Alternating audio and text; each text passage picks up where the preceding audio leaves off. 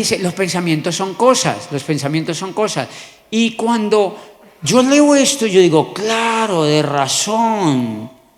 Y yo empecé a generar, allí hay un capítulo espectacular, obviamente yo no se lo voy a leer. Habla de la imaginación. Dice, la imaginación está alojada en una parte del cerebro que si no se usa se atrofia un poco, dice, pero nunca dejará de existir. Solamente volverla a usar, es un músculo del cerebro. Dice, y lo que te imagines allí después se hace realidad en algún momento de tu vida. Entonces, y ahí es donde uno se da cuenta. Yo dije, wow, la magia existe. La magia existe. Claro, entonces cuando yo estaba en la universidad, yo estaba medio jodido, estaba muy despistado y me invitaban a dar conferencias al Bordo. Mire, ella se burla, ojo, ella ha ido al Bordo. Me invitaban a dar conferencias al Bordo, a Piendamón. Saludo para Piendamón. Popayán y sus alrededores. Yo no había venido a Cali. Bueno, yo sí había venido, pero dar una conferencia, eso era ir a Miami. Nada que ver. Los pensamientos son cosas. Después viene el libro. Y recuerdo mucho que yo decía, increíble uno dar una conferencia de estas, pero en el exterior. Y atérrense de esto. Cuando leo el libro, empiezo a imaginarme ese tipo de cosas. Claro, ojo, no es solo imaginárselas, no, ojo con eso, porque no se vuelven brujos. Ojo con eso, que no les estoy enseñando hechicería. No. El pensamiento es cosa, pero tienes que tener un vehículo, porque si no eres un alienígena. O sea, tienes que tener un vehículo. Yo tenía el vehículo, vi la idea en internet, yo dije, yo voy a hacer esa empresa, empecé a hacerla y creé la realidad en el cerebro. Entonces yo me acuerdo cuando me invitaron al Bordo y yo había pensado, qué lindo uno estar hablando, pero en el exterior.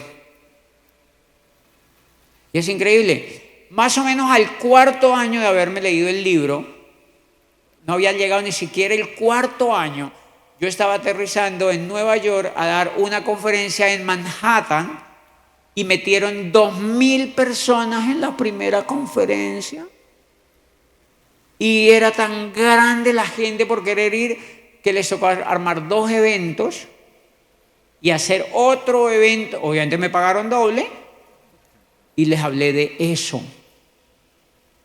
Y era increíble, esas 2,000 personas es como si yo les hablaba, como si hubiera llegado, o sea, como si les hablara otra lengua.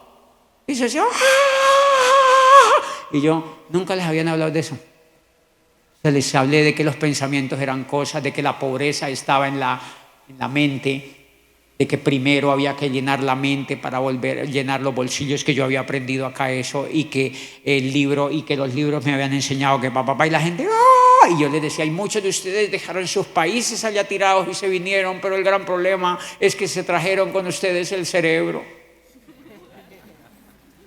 Porque desdichadamente el cerebro viaja con uno. Y entonces el problema sigue, pero en Nueva York. Y la gente decía, sí. Se me acercó un tipo bonito, un médico, y me dijo, yo me vine de Colombia, soy médico. Me vine porque la violencia me atacó y me vine para acá, nunca dejé de creer en el país y me vine para Nueva York. Yo era un médico especializado en Colombia, vivía no me acuerdo en qué ciudad, y dijo, y es verdad, yo me traje el cerebro para acá. Y yo le dije, ¿y qué haces acá? Y me dijo, yo soy vigilante en un edificio, pero un edificio bonito, de los edificios más lindos de Nueva York. Claro, porque allá el cerebro le dice, mi amor, viajamos juntos.